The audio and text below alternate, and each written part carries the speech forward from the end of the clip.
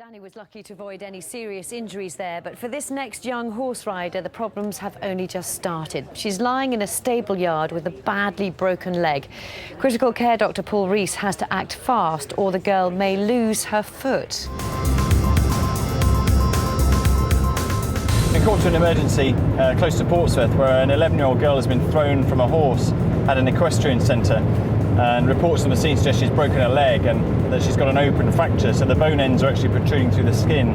So that's quite a serious injury. It's going to cause a lot of pain, it can cause a bit of bleeding. A fast response paramedic and an ambulance crew are already at the stables. The girl had been riding her horse in the yard when it reared up and fell over backwards, taking her with it. The horse's weight landed fully on her ankle. I'll come and say hello quickly. And any other injuries at all? No, secondary. You've got a doctor here. Hello, Lucinda, one of the doctors. How are you doing? He's very sore, is it? We're going to give you some very powerful painkillers, OK? Make it much better for you. So what we're going to do in a minute is just put a tiny little needle in the back of your hand. It'll be nothing to the pain you're in, OK? It's a very nasty break. Lucinda has what's known as a compound opened wound fracture, and lying in a stable doorway is not the best place to have one. Of all the environments to have an injury like that, one where there's dust and animal muck lying around, the risk being that matter could get into the wound and cause a wound infection that would delay healing and possibly make her very sick indeed. With such a high risk of germs infecting the wound, the team want to get it properly dressed as soon as possible. Take a big breath in, hold it for a couple of seconds and then breathe out. At her tender age, Lucinda is having to deal with pain that would be excruciating even for an adult.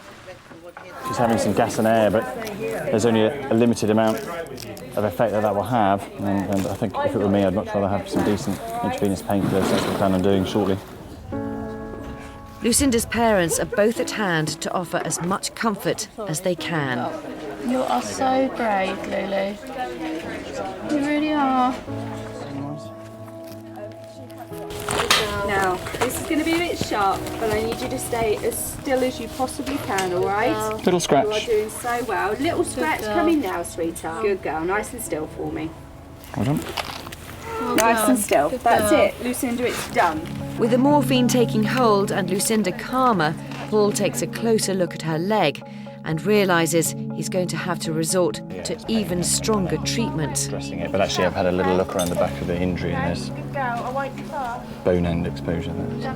It's quite displaced, so we'll need to just realign the fracture. So just going to give it a little bit of ketamine, which is a very powerful painkiller. Without the use of a strong, fast-acting tranquiliser, the pain of trying to reposition Lucinda's ankle would be far too great for her to bear. Feel a bit cold in the back of your hand again, darling, all right? It won't be an easy watch for Mum and Dad. We need to just gently realign it, make it a bit more anatomical, so we'll do that. Give her some powerful medication to make her very sleepy indeed, so don't panic, it's just what we're doing to her, all right? Failing to correct her ankle here and now would increase the chances of Lucinda sustaining permanent damage. The reason for realigning the bone ends is to avoid damage to other tissues, so to preserve the blood supply to the foot and also the skin and other tissues around the sides. They've given her as much sedation as they can to protect her from the pain, but even so, the next few moments will not be pleasant for her. How are you doing there? If you're squeamish, you might want to glance away. Clean if you need them. The ordeal is quickly over and Lucinda's leg is in a straighter position. Nice big breath. Well done, my darling. Well done, darling. Good girl. It doesn't look pretty, but it involves one person holds the limb upstream of the injury and the other person, which is me in this case, downstream, gently manipulating it into a normal alignment. And without a general anaesthetic, it's always going to cause some pain and distress. But we're careful to put on board a load of medication before you do the procedure. That means that memory of the event is reduced. Well done. Good. Sorry about that. Well done. It's probably sore while we're fiddling with it, isn't it? Just a bit sore. Good girl. Lift your hands and just do it with your fingers. What does? I know, sweetheart. That's what we're trying to sort, darling. As soon as it's all secure, you'll feel a lot better. That's fine. Now it's properly bandaged, they can place Lucinda's leg into a vacuum splint. Do you want to just mull that around for us? It's going to feel a bit tight on your leg now. It both cushions and tightly holds the broken ankle in place so the team can move her.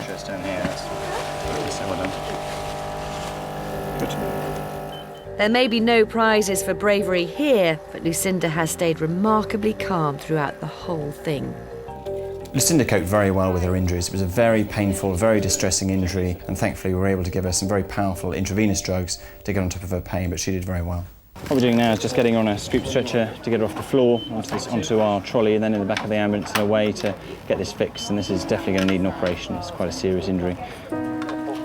It's been an upsetting experience for Martin and Tracy. Their daughter's safe, yet they know there could be a long road to recovery ahead for her. It appears that that's all that's wrong at the moment. So we're just going to spend a minute just checking her blood pressure and things again. She said she was finding it hard to Yeah, breathe. I think yeah. it was the pain and she didn't want to take a breath in. Sure. She's fantastic, isn't she? Lucinda will now go to Queen Alexandra Hospital in Portsmouth, where she'll receive a full set of x-rays before undergoing an emergency operation to fix her ankle. How you doing? All right? Lucinda's now in plaster with pins and plates in her leg, but she might need a bone graft. If she does, very good luck to her.